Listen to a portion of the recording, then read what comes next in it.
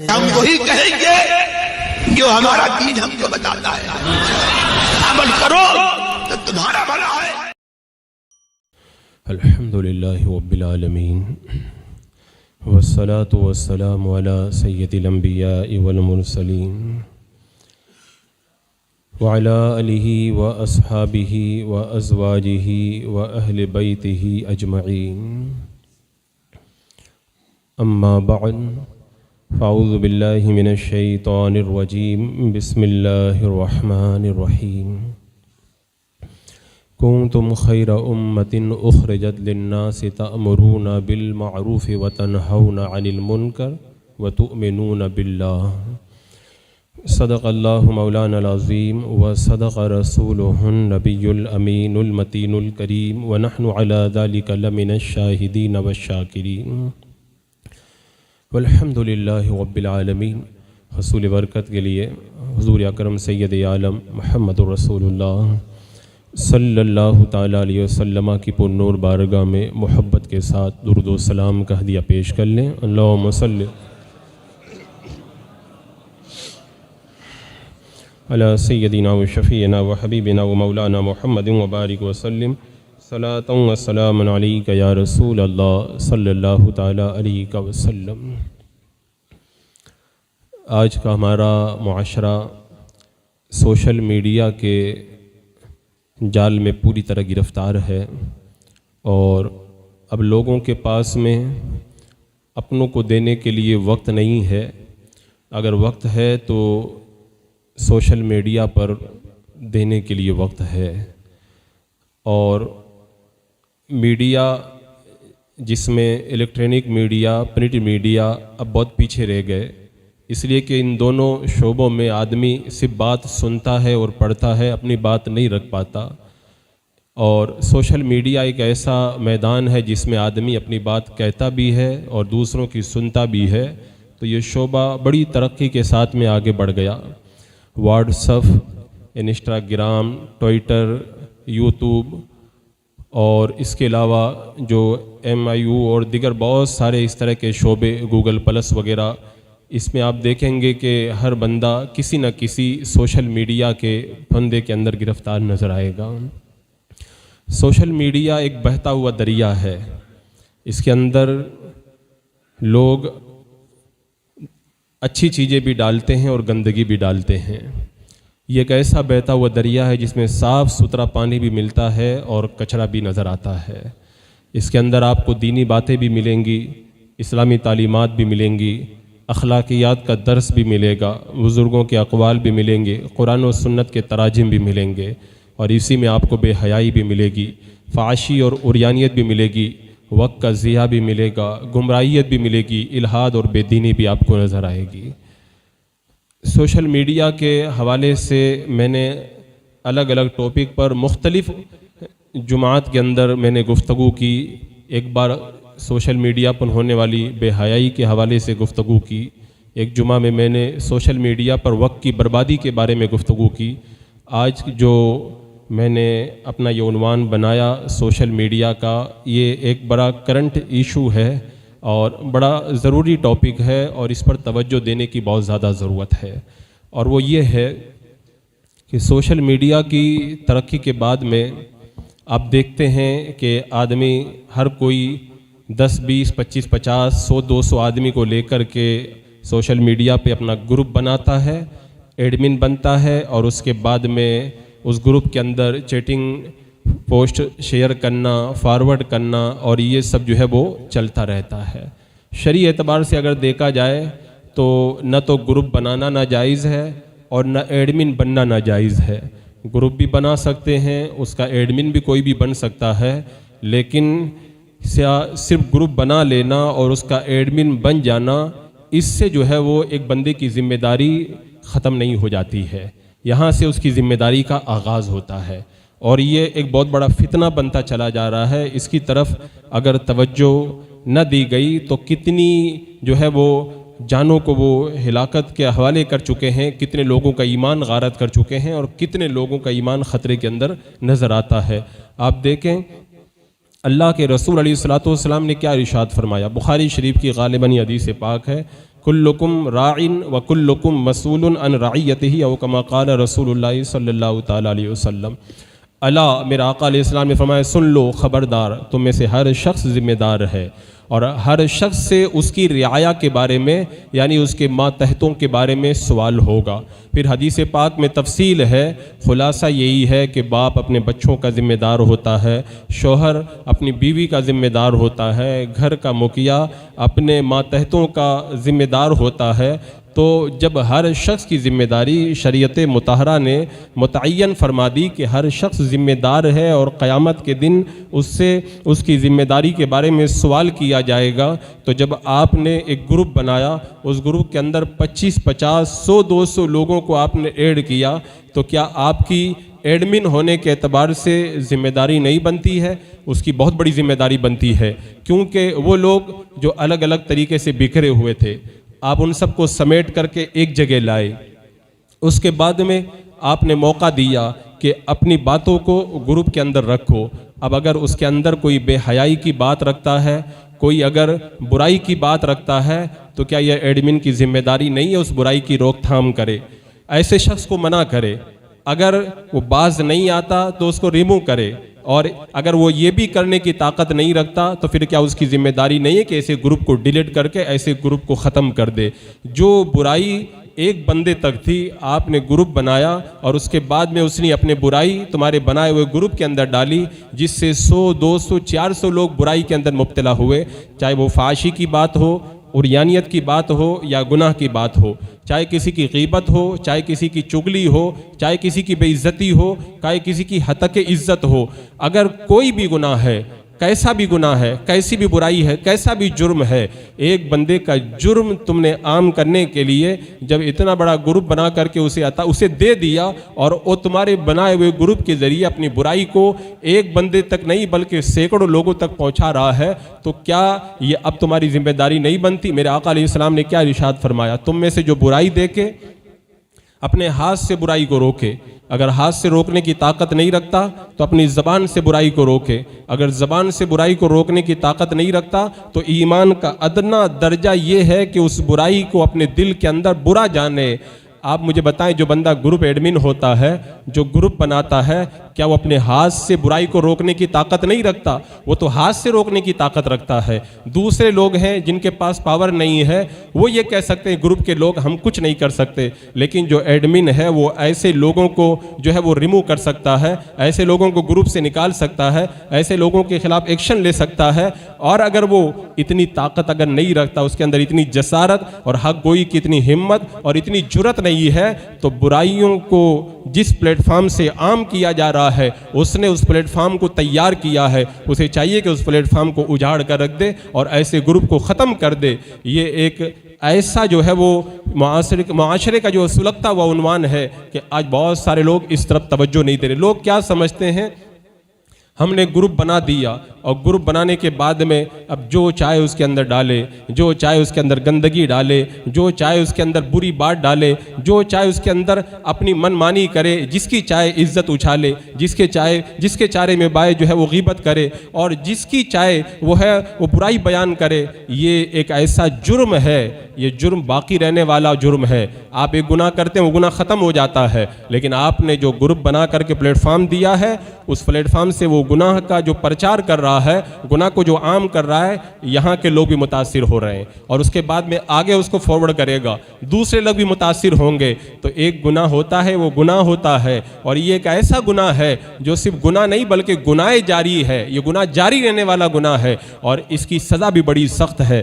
میرے آقا صلی اللہ تعالیٰ علیہ وسلم نے ایک موقع پر ارشاد فرمایا تھا، جب اللہ کے رسول علیہ السلام سے پوچھا گیا کہ کیا ہمارے درمیان نیک لوگ موجود ہوں تب بھی اللہ کا عذاب آتا ہے؟ میرے آقا علیہ السلام نے فرمایا ہاں آتا ہے۔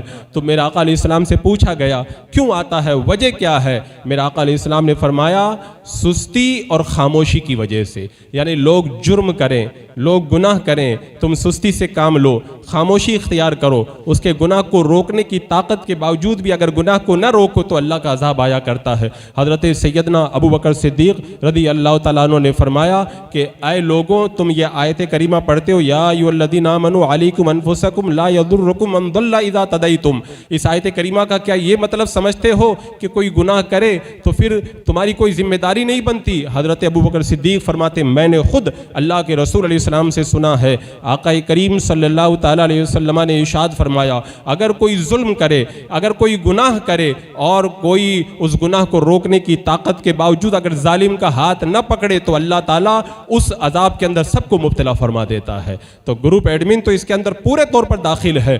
آپ بنی اسرائیل کی تاریخ پڑھیں، علماء یہود کی اللہ نے مذمت فرمائی۔ کیوں مذمت فرمائی؟ فرمایا کانوا لا یتناہون عن منکر فعلوہ۔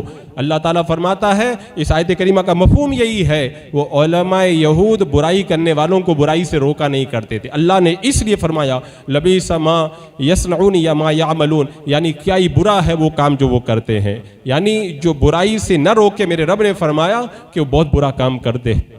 حضرات مکرم، آج سوشل میڈیا کے میدان کے اندر اب چونکہ ہم تو کبھی کوئی گروپ بناتے بھی نہیں، اور کئی ایسے لوگ ہیں اپنی مرضی سے زبردستی ہم کو اس میں داخل کر دیتے ہیں، ایڈمن میں بھی نام ڈال دیتے ہیں، لیکن نہ کبھی ہمیں اس کی فرصت ملتی ہے کہ اس کی طرف ہم توجہ دیں۔ لیکن اگر کوئی بندہ گروپ بناتا ہے تو اس کو پہلے اپنے دماغ کے اندر یہ بات بٹھا لینا چاہیے، میں گروپ بنا رہا ہوں تو گروپ کے اندر کوئی شریعت کے خلاف اگر بات ہوگی تو میں ایکشن لوں گا، کوئی غلط بات ہوگی تو میں اس کے خلاف جو ہے وہ فوراً کارروائی کروں گا۔ اگر ایسا نہیں کر سکتا تو کبھی بھی بندے کو سوشل میڈیا کے اس کوچے کے اندر ہرگز قدم نہیں رکھنا چاہیے۔ یہ تو میں نے خالی ایک بات بیان کی ہے، ورنہ اس کے اندر جو برائیوں کا ایک سیلاب ہے اس پہ ہر ایک پہ الگ الگ طور پر گفتگو کی جا سکتی ہے۔ میں دیکھ رہا ہوں دنیاوی باتیں چھوڑے، آپ دین کے معاملے میں گفتگو کر رہا ہوں، دینی اعتبار سے میں دیکھتا ہوں کہ لوگ سوشل میڈیا پر گروپوں کے اندر قرآن کی آیتیں بھیج رہے ہیں، اس کا معنی غلط بیان کر رہے ہیں، حدیث پاک بھیج رہے ہیں، ترجمہ غلط بھیج رہے ہیں،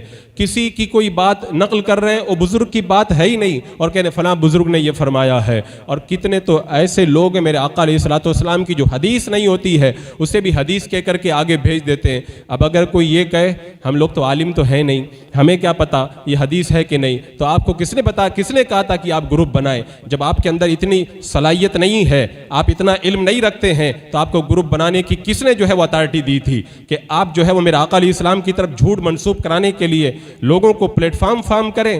اگر آپ اتنی صلاحیت اور اتنا علم رکھتے ہیں تو گروپ بنائیں، اور اگر اتنی صلاحیت نہیں رکھتے تو کسی عالم سے رابطہ کریں اور اس کو دکھائیں کہ یہ حدیث پاک ہے، یہ قرآن پاک کی آیت کریمہ ہے، یہ فلاں چیز ہے۔ کیا اس کو جو ہے وہ گروپ کے اندر باقی رکھا جا سکتا ہے؟ اس کے اوپر شریعت کا کوئی حکم تو نہیں ہے، لیکن بندہ یہ سمجھتا ہے کہ جیسے دنیا کا جو ہے وہ کام چل رہا ہے ایسے بھی گروپ بھی چلتا رہے گا، لیکن اسے پتہ نہیں رہتا کہ جس طرح بندہ ایک کلک کر کے اپنی زندگی کے معاملات کو اپڈیٹ کرتا ہے، کتنے ایسے لوگ ہیں ایک کلک کر کے اپنے نامہ اعمال کے اندر گناہ اپلوڈ کرتے ہیں، اپنے نامہ اعمال کے اندر گناہ درج کرواتے ہیں، اور غلط چیزوں کو جو ہے وہ گروپ کے اندر شیئر کر کے، فارورڈ کر کے، لائک کر کے، اور ان کے اندر ان کی تائید میں کمنٹ کر کے اپنی آخرت کو تباہ و برباد کرتے ہیں۔ اس کے جو الگ الگ پہلو ہیں آپ کو حیرت ہوگی، اور میں تو خود اس پر حیرت میں مبتلا ہوں کہ لوگوں کو ہو کیا گیا ہے، دین کو انہوں نے مذاق بنایا، دین کو جو ہے وہ تماشا بنا دیا۔ بتاؤ سنیوں کے گروپ ہیں، اہل سنت و جماعت کے گروپ ہیں، اور بنانے والے بھی سنی، سارے گروپ کے اندر رہنے والے بھی سنی، لیکن معلوم ہے اس کے اندر غیروں کے، بد مذہبوں کے ویڈیو، ان کی تقریریں اپلوڈ کی جاتی ہیں، غیروں کی پوسٹیں اپلوڈ کی جاتی ہیں۔ یہاں پر میں دو باتیں عرض کروں گا۔ پہلی بات تو یہ ہے اگر بد مذہبوں کی کوئی پوسٹ یا ان کی کوئی تقریر اگر اپلوڈ کی جاتی ہے، اس کے اندر اچھی بات بتائی گئی، قرآن و حدیث کی بات بتائی گئی، صحیح بتائی گئی، تب بھی اس کو اپلوڈ کرنا جائز نہیں ہے۔ کیوں؟ اس لیے پہلی وجہ اس کی یہ ہے کہ آپ نے جب اس کی صحیح بات کو اپلوڈ کیا، اب ظاہر سی بات ہے اہل سنت کے گروپ کے اندر جب کسی بد مذہب کی آپ نے اچھی بات شیئر کی، اس گروپ کے اندر 100 200 400 لوگ ہیں، ان کو اچھی لگے گی، بعد میں وہ سرچ کریں گے، اس کو اور سننا چاہیں گے، اس کی اور باتوں کو بھی وہ جو ہے وہ پڑھنا چاہیں گے۔ تو بتاؤ آج اس نے وہ صحیح بات کہی جو آپ نے گروپ میں ڈالی، اب آپ کے بھیجنے کی وجہ سے لوگ اس کی غلط باتوں کو بھی سن رہے ہیں، اگر وہ گمراہ ہو گئے تو اس کی گمراہی کا ذمہ دار پروردگار کون ہوگا۔ آپ دیکھیں جب کیو ٹی وی شروع کے اندر جب نکلا تھا تو کیو ٹی وی کے بارے میں یہ ہنگامہ تھا کہ اہل سنت کا چینل ہے، اور سنی لوگ کثرت سے اس کو دیکھنے لگے، اور پھر اس کے اندر جو ہے وہ بڑے بڑے خبیث لوگ آ کر کے تفسیر بیان کرتے، حدیثیں بیان کرتے، اور پھر کیو ٹی وی کے ذریعے ہزاروں نہیں لاکھوں لوگ گمراہی کا شکار ہوئے تھے۔ یہ ہماری آنکھوں دیکھ کا حال ہے، ہم نے اپنی آنکھوں سے جو ہے وہ چند سالوں پہلے اس کا نظارہ کیا ہے۔ آپ کو کیا معلوم نہیں، اگر بد مذہب صحیح بات بھی کہے تو اس کی صحیح بات کو بھی جو ہے وہ سننا اور پڑھنا جائز نہیں ہے۔ حضرت محمد بن سیرین رحمۃ اللہ تعالیٰ علیہ بڑے پائے کے تابعی ہیں، آپ کی بارگاہ میں دو مذہب آئے، آ کے کہنے لگے ہم قرآن سنانا چاہتے ہیں۔ آپ نے فرمایا نہیں سنا سکتے۔ انہوں نے کہا کہ حدیث پاک ہم بیان کرنا چاہتے ہیں۔ آپ نے کہا نہیں، حدیث بھی نہیں بیان کر سکتے۔ اب وہ آگے کچھ بولنے لگے، آپ نے فرمایا یا تو تم اٹھ کر کے چلے جاؤ یا میں اٹھ کر کے چلا جاتا ہوں۔ جب وہ چلے گئے، لوگوں نے کہا حضور قرآن سنا رہے تھے، حدیث سنا رہے تھے، آپ سن لیتے تو کیا فرق پڑتا؟ اتنے پائے کے امام، اتنے بڑے تابعی، ہزاروں علماء کے استاد حضرت محمد بن سیرین نے کیا جواب دیا؟ فرمایا وہ بد مذہب اگر قرآن پڑھتے یا حدیث بیان کرتے اور اس کا غلط معنی بیان کر دیتے، اور وہ معنی اگر میرے دل میں بیٹھ جاتا تو میرے ایمان کے لیے خطرہ پیدا ہو جاتا۔ اتنے پائے کے امام قرآن اور حدیث بھی سننا گوارا نہ کریں کہ کہیں ان کی غلط بات میرے دماغ میں نہ بیٹھ جائے، اور ہم لوگ سنی گروپ بنا کر کے ایڈمن بننے کے شوق کے اندر جو ہے وہ غیروں کی پوسٹیں شیئر کی جائیں، ان کی تقریریں شیئر کی جائیں، اور اس کے اوپر ہم کوئی ایکشن نہ لیں۔ اگر کوئی جو ہے وہ تمہارے خلاف کوئی بات کہے تو فوراً ایکشن میں آ جاؤ، اور شریعت کے حکم کی خلاف ورزی ہو تو اس کا کوئی ایکشن نہیں، اس کے اوپر کوئی نہیں، کہتے ہیں سب اپنے ہی لوگ ہیں۔ حضرات مکرم، یہ بہت بڑا فتنہ ہے، اس کی طرف اگر توجہ، ہم نے دیکھا کتنے لوگ اسی وجہ سے گمراہ ہو گئے۔ میں جانتا ہوں کئی ایسے لوگوں کو جو گمراہیت کا شکار ہو گئے، معلوم کیا گیا وجہ کیا ہوئی، کہا کہ وہ فلاں کی جو ہے وہ ایک میں نے ویڈیو دیکھی تو پھر بعد میں اس کو مجھے اچھا لگا، اس کی میں دوسری ویڈیو جب میں نے سننا شروع کیا تو پھر وہ دھیرے دھیرے کرتے اسی کا ہو کر کے رہ گیا۔ اب بتائیں، ایک بات اگر کوئی اچھی کہہ دے بد مذہب تو کیا گارنٹی ہے کہ ساری باتیں جو ہے وہ اچھی ہی کہے گا؟ اور علماء نے فرمایا دین اگر سیکھو تو یہ دیکھ لو کہ تمہیں دین کس سے لیا جا رہا ہے۔ غلط لوگوں سے دین کی بات سیکھنا یہ بھی شریعت مطہرہ کے اندر جائز نہیں ہے۔ میں نے کتنی بار اس سے پہلے بھی بیان کیا، حضرت سیدنا عمر فاروق رضی اللہ تعالیٰ عنہ، جن کے بارے میں میرے آقا نے فرمایا تھا اگر میرے بعد کوئی نبی ہوتا تو وہ عمر نبی ہوتے، وہ میرے آقا علیہ السلام کی بارگاہ میں آئے ہیں، توریت کا نسخہ لائے ہیں۔ توریت تو آسمانی کتاب ہے، توریت تو وہ کتاب ہے جو اللہ نے نبی پر نازل کی تھی، لیکن جب لوگوں نے اس کے اندر تبدیلی کر دی، حضرت عمر فاروق رضی اللہ تعالیٰ عنہ توریت پڑھ رہے میرے آقا علیہ السلام کی بارگاہ میں، چہرے پہ نظر نہیں پڑی۔ سیدنا صدیق اکبر نے کہا کہ اے عمر، کہ اللہ کے رسول کا چہرہ نہیں دیکھتے؟ جب حضرت عمر نے نظر اٹھا کے دیکھی تو میرے آقا علیہ السلام کے چہرہ اقدس پر جلال کے آثار تھے، اور میرے آقا علیہ السلام کے چہرے پر جلال کے آثار دیکھے حضرت عمر فاروق نے جو ہے وہ معافی طلب کی، کہا کہ میں اللہ کے رب ہونے پر، آپ کے نبی ہونے پر، اسلام کے دین حق ہونے پہ ایمان لاتا ہوں، یا رسول اللہ مجھے معاف فرما دیں۔ میرے آقا نے آگے جملہ ارشاد فرمایا اگر آج موسیٰ ہوتے اور تم مجھے چھوڑ کر کے موسیٰ کی پیروی کرتے تو گمراہ ہو جاتے۔ فرمایا اگر موسیٰ ہوتے تو وہ میری پیروی کرتے، یعنی میرے آقا نے بتا دیا کہ جو آسمانی کتاب تبدیل کر دی جائے اس کتاب کو پڑھنا بھی جائز نہیں ہے۔ تو وہ آسمانی کتاب نہیں، غیروں کے بنائے ہوئے غلط عقیدے، ان کو اگر کوئی پڑھے گا، قرآن و سنت کے نام پر ان کی غلط تفسیروں کو پڑھے گا، کیا وہ گمراہی کا شکار نہیں ہوگا؟ میرے آقا نے بتا دیا میں آ گیا ہوں، نبوت کا دروازہ بند ہو گیا ہے اور ساری شریعتیں منسوخ ہو گئی ہیں۔ اب اگر سکہ چلے گا تو دین محمدی کا سکہ چلے گا، اب اگر کوئی کہیں اور جاتا ہے تو گمراہیت کا شکار ہو کر کے رہ جائے گا۔ آپ دیکھیں ہمارے معاشرے میں کتنے ایسے لوگ ہیں جو سوشل میڈیا کے ڈسے ہوئے ہیں، کوئی دیوبندی بن گیا، کوئی غیر مقلد بن گیا، کوئی قادیانی بن گیا، کوئی کچھ بن گیا، کوئی ملحد ہو گیا، کوئی مرتد ہو گیا۔ جب پتہ چلا کہ کیوں ہو گیا، کہ یہ سوشل میڈیا پر، یہ یوٹیوب پر مشغول ہوئے تھے، غیروں کی ایک اچھی بات سن کر کے جب اندر تک گئے تو اندر سے پھر گندگی ان کے ہاتھ میں آئی اور ان کے ایمان کا جنازہ نکلا، اور یہ ہمیشہ ہمیشہ کے لیے جہنم کے سزاوار ہو گئے۔ حضرات مکرم، ایڈمن حضرات یہاں پر بھی موجود ہوں گے، میری آواز دور تک بھی جائے گی، بہت دور تک جائے گی، تو میں یہ بات بڑے واضح الفاظ میں آپ تک پہنچانا چاہتا ہوں۔ اگر کوئی بندہ سوشل میڈیا کے کسی بھی جگہ پر، چاہے یوٹیوب پہ بنائے، چاہے انسٹاگرام پہ بنائے، چاہے وہ جو ہے وہ واٹس ایپ پہ بنائے، کسی بھی جگہ گروپ بنائے، تو سب سے پہلے اس بات کا جائزہ لے لے میرے پاس میں علم ہے کہ نہیں ہے۔ اگر ہے تو ٹھیک ہے، اور اگر علم نہیں ہے تو میں گروپ بنانے سے پہلے کسی اہل علم کی رہنمائی حاصل کروں گا۔ اس کے بعد میں جب گروپ بنائے تو اس بات کا جائزہ لے لے کہ جو میں گروپ بنا رہا ہوں غلط باتوں کو روکنے کی طاقت رکھتا ہوں کہ نہیں رکھتا ہوں۔ اگر طاقت نہیں رکھتا تو پھر اس کوچے کے اندر قدم نہ رکھے، اگر طاقت رکھتا ہے تو پھر قدم رکھے، اور پھر اس کے بعد میں جب گروپ بنا لے تو اس بات کا خیال رکھے کہ وہ ایسا نہیں کہ گروپ بنا کر کے آزاد چھوڑ دیا ہے، روزانہ دیکھتا رہے کوئی شریعت کے خلاف بات تو نہیں آ رہی ہے، کوئی اخلاقیات کے خلاف تو بات نہیں آ رہی ہے، کوئی ایمان اور عقیدے کے خلاف تو بات نہیں آ رہی ہے۔ جو گروپ کے اندر شیئر کیا جا رہا ہے وہ سنی کی باتیں ہیں یا بد مذہب کی باتیں ہیں؟ اگر اہل سنت کی باتیں ہیں تو اس کا حوالہ دیا ہے کہ حوالہ نہیں دیا ہے؟ اگر حوالہ دے کے بات کی ہے تو وہ حوالہ معتبر ہے کہ وہ حوالہ غیر معتبر ہے؟ پوری جانچ اور پٹک کرنے کی اگر وہ طاقت رکھتا ہے تب جا کر کے اس کوچے میں قدم رکھے، ورنہ ایڈمن بننے کے شوق کے اندر آپ کا یہ قدم آپ کو جہنم کے حوالے کر کر کے رکھ دے گا۔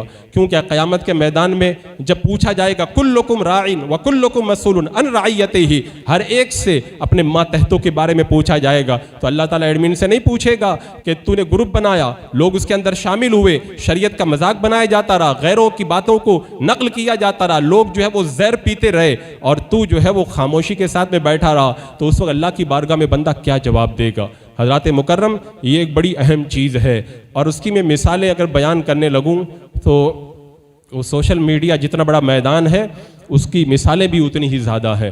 میں خالی ایک مثال آپ کے سامنے رکھتا ہوں، اس سے آپ اندازہ لگا لینا کہ ہم کتنے ایسے لوگ ہیں جو گروپ بنا کر کے لوگوں کو شربت کے بجائے ہم زہر پلا رہے ہیں، ہم گروپ بنا کر کے لوگوں کو پاکی کی جگہ ناپاکی جو ہے وہ اڈھیلنے پر مجبور کر رہے ہیں۔ اس کی ایک مثال میں آپ کو بتاتا ہوں۔ اہل سنت کے گروپ ہیں، گروپ کے ایڈمن سنی ہیں، اور اس کے اندر جتنے لوگ ہیں سب سنی ہونے کے دعوے دار ہیں۔ ان کے اندر میں نے کئی گروپوں کے بارے میں سنا کہ یہ میسیج جو ہے وہ شیئر کیا گیا، جس کے اندر جو ہے وہ بڑا کوئی جاہل الڑ قسم کا، اگر وہ سنی ہے نہیں تو پھر وہ جو ہے وہ بد مذہب ہے تو پھر کہنا ہی کیا۔ اس نے لکھا کہ آج ہندوؤں کے اندر لاکھوں فرقے ہیں لیکن وہ مذہب کے نام پر نہیں لڑتے، سکھوں کے اندر اکالی ہیں، نرنکاری ہیں، وہ مذہب کے نام پر نہیں لڑتے، اسی طرح جین کے اندر جو ہے وہ الگ الگ جو ہے وہ طریقے کے فرقے ہیں، وہ مذہب کے نام پر نہیں لڑتے، اسی طرح عیسائیوں کے اندر جو ہے وہ کیتھولک فرقہ ہے اور الگ سے جو ہے وہ دوسرے جو ہے وہ فرقے ہیں، لیکن وہ آپس میں اختلاف کے باوجود مذہب کے نام پر نہیں لڑتے، سب متحد ہو کر کے کام کرتے ہیں۔ لیکن ہمارا قرآن ایک، ہماری کتاب ایک، ہمارے رسول ایک، ہمارا خدا ایک، ہمارا دین ایک، اور پھر ہم اتنے فرقوں کے اندر کیوں بٹ کر کے رہ گئے؟ آگے معلوم ہے کیا لکھتا ہے کہ ہم چھوٹی چھوٹی باتوں کے اوپر ایک دوسرے پر جو ہے وہ کفر کا فتویٰ لگاتے ہیں، اپنے آپ کو مسلمان سمجھتے ہیں اور دوسروں کو جو ہے وہ کافر گردانتے ہیں۔ اور آگے چل کر کے لکھتا ہے معاذ اللہ رب العالمین، کہتا ہے وہ، یعنی یہ سنیوں کے گروپ کی جو بات میں وہ بتا رہا ہوں،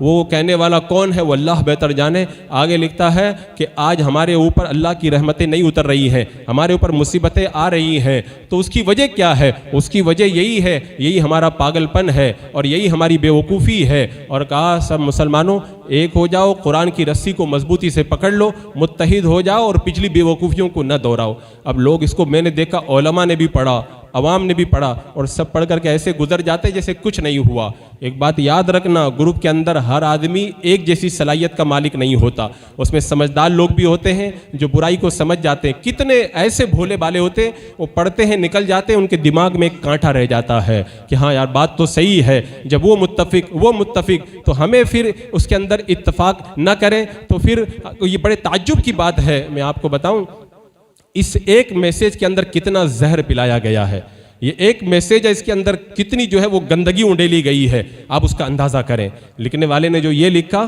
کہ ہندوؤں میں لاکھوں فرقے، وہ لوگ نہیں لڑتے، عیسائیوں میں فرقے وہ لوگ نہیں لڑتے، جینوں میں فرقے وہ نہیں لڑتے، سکھوں میں فرقے وہ نہیں لڑتے، ہم لوگ کیوں لڑتے ہیں؟ چھوٹی چھوٹی باتوں پر۔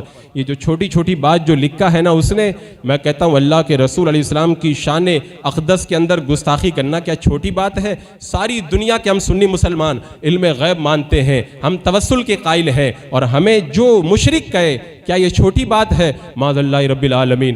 آپ مجھے اپنے دل پر ہاتھ رکھ کر کے بتائیں، ان جتنے غیروں کی مثالیں پیش کی گئی، یہ اگر آپس میں لڑیں تو بھی کافر ہیں اور سب آپس میں ایک ہو جائیں تب بھی کافر ہیں، تو کہاں وہ کافروں کی جماعتوں کا ایک ہونا اور کہاں اہل سنت و جماعت کا جو ہے وہ حق پر ہونا؟ ایک کو دوسرے کی مثال کے اندر پیش کرنا یہ کتنی بڑی جہالت اور کتنی بڑی بے وقوفی ہے۔ مجھے بتائیں، جو یہ کہہ رہے ہیں کہ چھوٹی چھوٹی باتوں میں فرقے بنا لیے، یہ تو اللہ کے رسول علیہ السلام نے بہت پہلے بتا دیا تھا کہ بنی اسرائیل 72 فرقوں میں بڑھ گئے تھے، میری امت کے لوگ 73 فرقوں میں بڑھ جائیں گے۔ اب اگر کوئی یہ کہتا ہے کہ مسلمانوں کو فرقے ختم کر دینا چاہیے تو میں کہتا ہوں کہ بس مرنے کی دیر ہے، ادھر تو مرے گا ادھر مجھے پتہ چل جائے گا۔ میرے آقا علیہ السلام بہت پہلے بتا کے چلے گئے کہ میری امت میں فرقے ہوں گے، 73 ہوں گے، 72 جہنم میں جائیں گے، ایک جنت میں جائے گا۔ اب اگر کوئی کہتا فرقہ بندی ختم ہونا چاہیے، وہ میرے آقا علیہ السلام پر اعتراض کر رہا ہے۔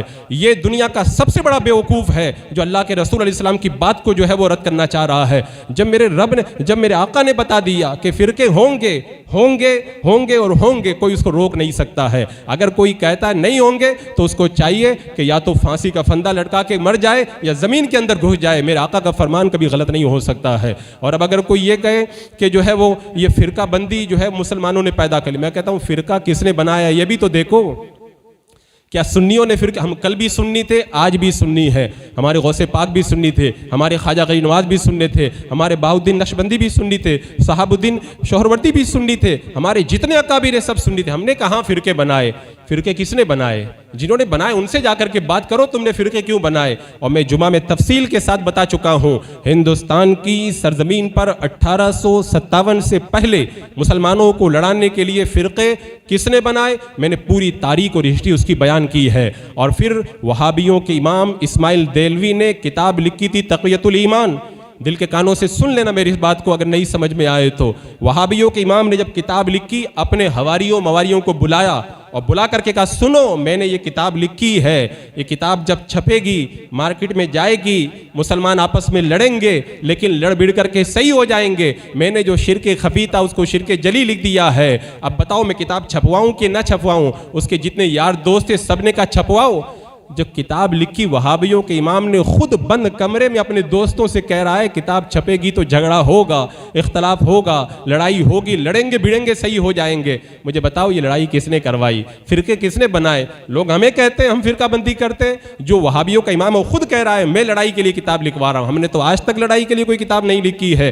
حضرات مکرم جو یہ پوسٹ کرنے والا ہے اگر اس کا نام معلوم ہوتا تو اس کی قاعدے سے خبر لی جاتی۔ اور آگے جو اس نے یہ لکھا معاذ اللہ رب العالمین کہ اس نے جو یہ کہا کہ یہ اتنے فرقے بنا دیے گئے اور اسی وجہ سے جو ہے وہ اللہ کی رحمتیں جو ہے وہ ہم سے روٹی ہوئی ہے، معاذ اللہ رب العالمین۔ میرا آقا علیہ الصلوۃ والسلام نے جو بتایا کہ میری امت کے اندر 73 فرقے ہوں گے، ایک جنتی ہوگا، اللہ کی مدد اسی کے ساتھ ہوگی، اور یہ کہہ رہا ہے کہ یہ سارے فرقے ختم کر دو اور سب ایک ہو جاؤ، اللہ تم سے راضی ہو جائے گا۔ اور معاذ اللہ آگے جو اس نے لکھ دیا کہ یہ جو ہم پر مصیبتیں آ رہی ہیں یہ ہماری بے وقوفی اور پاگل پن ہے۔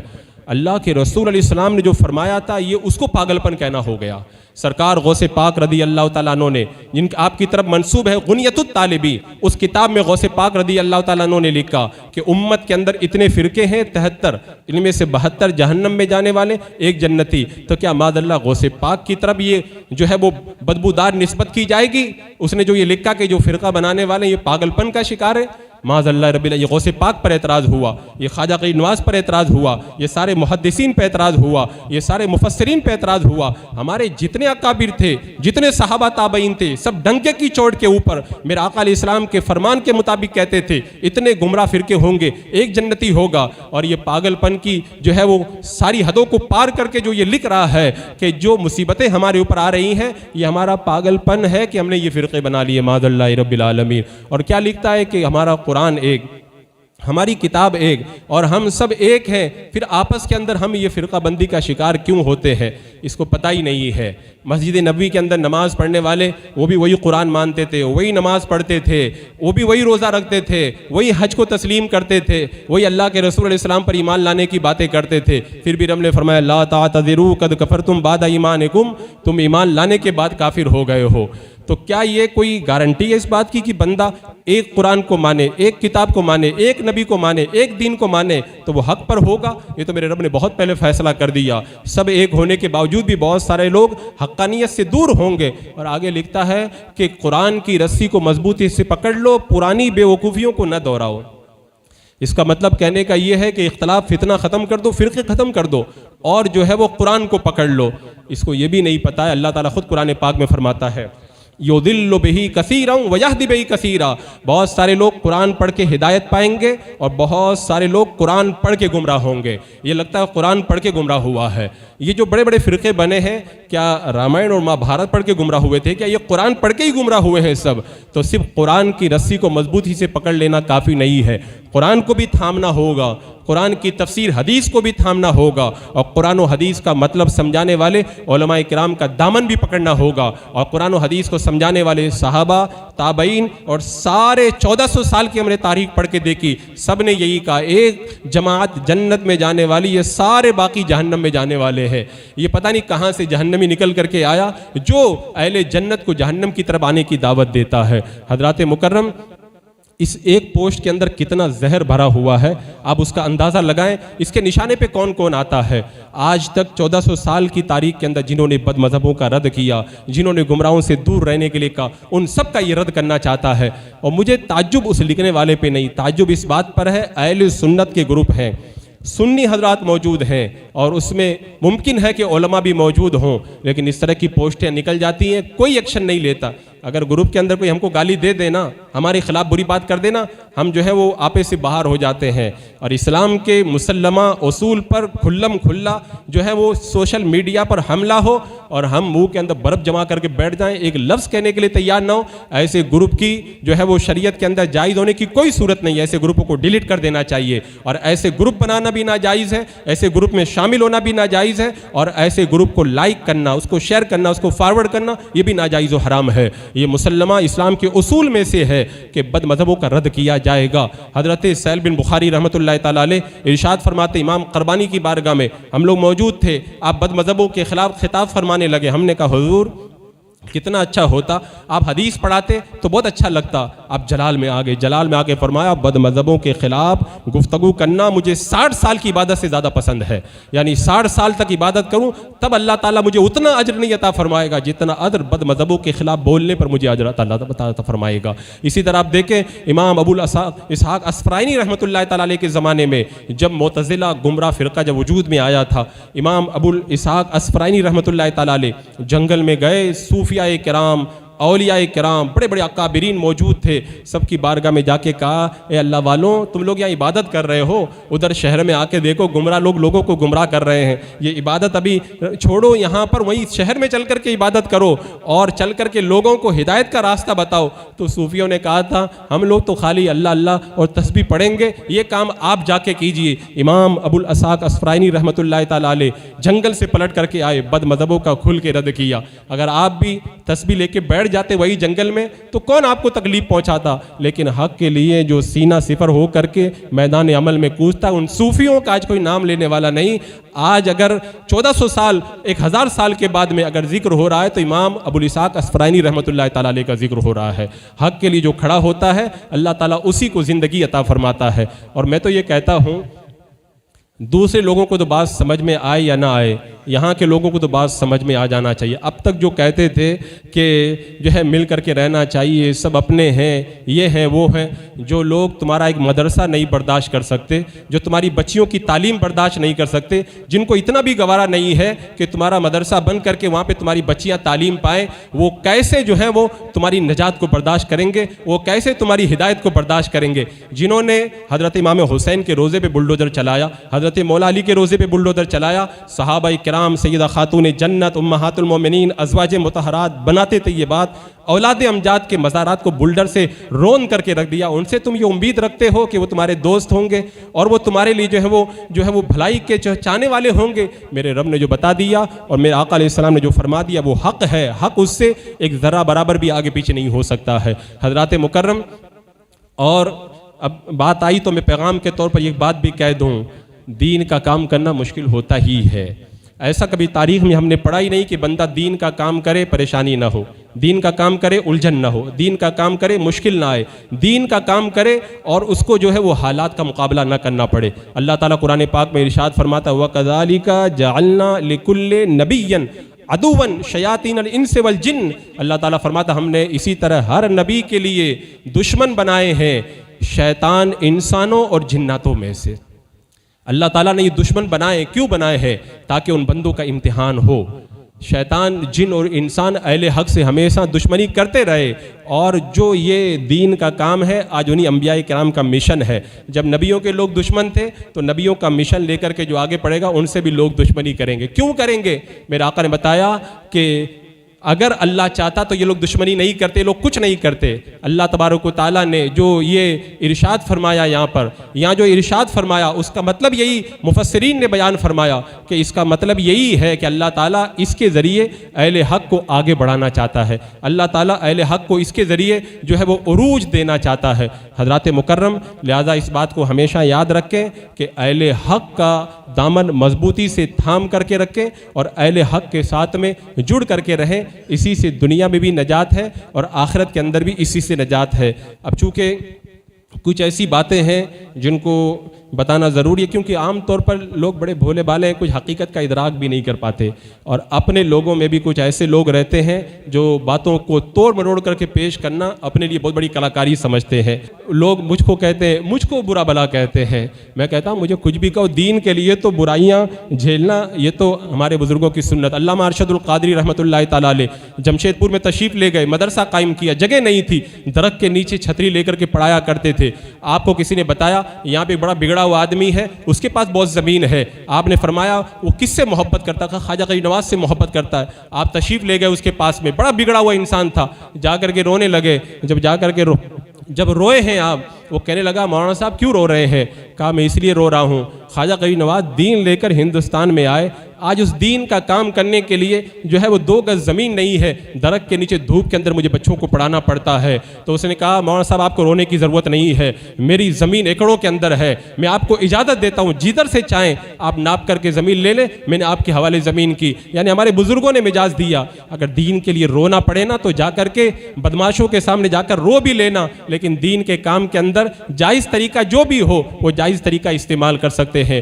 حضور حافظ ملت رحمۃ اللہ تعالیٰ علیہ الجامعۃ الاشرفیہ کو جب قائم کی تو الجامعۃ الاشرفیہ کے لیے اتنی مشکلیں آئی، کئی بار ایسا ہوا کہ اب الجامعۃ الاشرفیہ کو بننے سے جو ہے وہ کام کو تعطل میں ڈال دیا جائے گا، لیکن آخر میں حضور حافظ ملت نے یہ بتایا کہ حالات سے گھبرا کر کے کام کو بند کر دینا یہ اہل حق کا کام نہیں ہے۔ اللہ نے چند روزہ زندگی دی ہے، حالات سے مقابلہ کرتے ہوئے کام کر کے گزر جاؤ۔ اور ایک جملہ میں آپ کے حوالے کرنا چاہتا ہوں، دین کا کام کوئی بندہ کرے، مشکل آئے یہ تعجب کی بات نہیں ہے، دین کا کام کرے، رکاوٹ آئے یہ تعجب کی بات نہیں ہے، دین کا کام کرے پریشانی آئے یہ جو ہے تعجب کی بات نہیں ہے۔ تعجب تو یہ ہے کہ بندہ دین کا کام بھی کرے اور کوئی پریشانی نہ آئے، تعجب تو اس میں ہوتا ہے کہ بندہ دین کا کام بھی کرے اور کوئی رکاوٹ نہ آئے، بندہ دین کا کام بھی کرے کوئی پریشانی نہ آئے۔ تو دین کے کام کے لیے تو پریشانیاں آنا یہ تو نظام قدرت ہے، الا ماشاء اللہ۔ تو حضرات مکرم جو یہ ادھر ادھر کی باتیں جو کر رہے ہیں وہ آپ کو اپنے بن کے کریں، تب بھی توجہ دینے کی ضرورت نہیں ہے۔ کوئی مجھ سے کہنے لگا کہ جو ہے وہ اس کے اندر جو لگایا گیا ہے وہ ختم ہو جائے گا، میں نے کہا کہ باقی کون رہے گا؟ تمہارا گھر باقی رہے گا کیا؟ وہ بھی تو کبھی نہ کبھی ختم ہو جائے گا۔ اگر 2 دن بھی کسی نے پڑھ لی آ کر کے تو ہماری تو محنتیں تو وصول ہو جائیں گی۔ یہ ایک حالات کا تقاضا ہے، یہ وقت کی آواز ہے، یہ ضمیر کا فیصلہ ہے کہ قوم کی بچیوں کے لیے کام ہونا چاہیے، اور جب ہونا چاہیے تو حالات کے جھکڑوں سے ڈر کر کے ہم پیچھے ہٹنے والے نہیں ہیں۔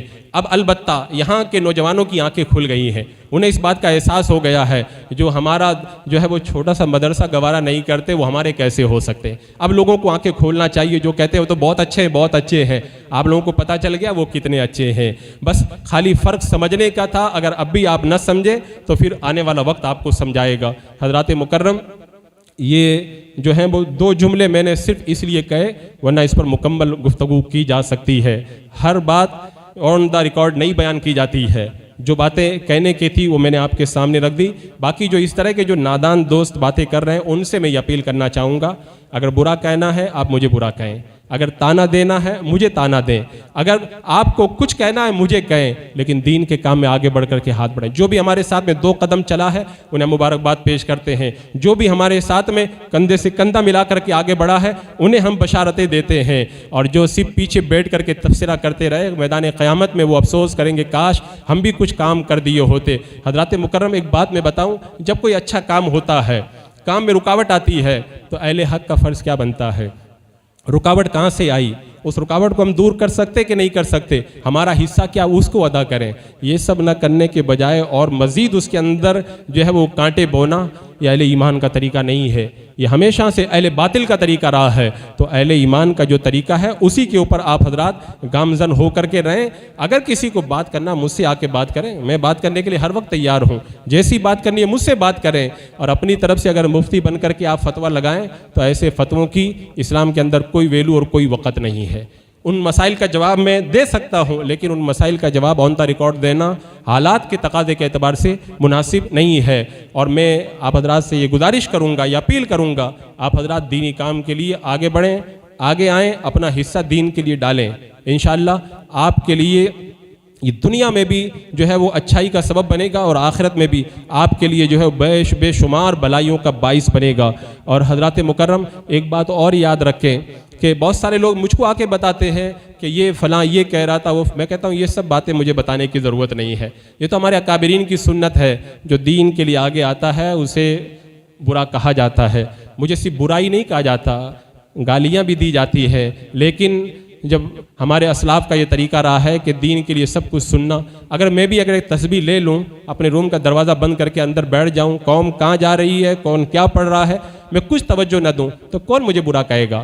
جہاں لوگ مجھے بلائیں میں دعوت میں چلا جاؤں, جس سے لوگ کہیں جس کا جا کے جنازہ پڑھا دو, سب میری تعریف کریں گے, امام صاحب بہت اچھے ہیں بہت اچھے ہیں, سب کہیں گے کہ وہ بہت نیک آدمی ہے. لیکن مزہ تو تب ہے حق بات کو بیان کریں, اپنا مصلہ و تسبیح اندر چھوڑ کر کے باہر نکلیں, اور اس کے بعد میں دیکھیں قوم کو کیا ضرورت ہے, اس کے لیے کن پریشانیوں کا سامنا کرنا پڑے گا, کہاں کہاں کے چکر لگانے پڑیں گے. جب کبھی کسی سیٹ سے 2 بات کرنا میں نے گوارا نہ کیا, لیکن دین کے لیے فون کر کے میں کہتا ہوں کہ ادارے کے لیے ہمیں اتنے پیسوں کی ضرورت آپ دیں. کس کے لیے؟ اپنے لیے نہیں, آپ کی بچیوں کے لیے, آپ کی بہنوں کے لیے, آپ کی ماں اور بہنوں کے انتظام کے لیے کرتا ہوں. اب اگر اس کے باوجود بھی آپ لوگ نہ سمجھیں تو پھر آپ کو حالات آنے والے وقت کے اندر سمجھائیں گے. دینی تعلیم کی اہمیت اپنی جگہ مسلم, اور اس کے لیے جو ہے وہ قربانیاں دینا یہ حق کا وطیرہ ہوتا ہے. اللہ تبارک و تعالیٰ جو آدائے دین ہے ان کو تباہ کرے. اعلیٰ حضرت نے کم کام کیا, اتنا کام کیا, پھر بھی کیا حالات تھے. ایک طرف آدائے دین, ایک طرف حاسدی, بندہ ہے تنہا شاہ تم پہ کروڑوں درود. دشمنان دین اپنا کام کرتے, اپنے والے لوگ الگ سے جو ہے وہ پاؤں کھینچتے. اعلیٰ فرماتے سب اپنا کام کرتے رہیں, لیکن یا رسول اللہ میرا سہارا تو آپ ہیں. تو میں بھی یہی کہتا ہوں یا رسول اللہ جو جس کو کرنا ہے وہ کرے, آپ ہمارا سہارا ہیں. یا رسول اللہ آپ ہمیں سہارا دیجئے. ہمارا استغاثہ, ہماری فریاد آپ کی بارگاہ میں ہے, آپ ہماری فریاد کو سنیں, اور یا رسول اللہ ہماری مشکلوں کو آسان فرمائیں. السلام علیکم ورحمۃ اللہ.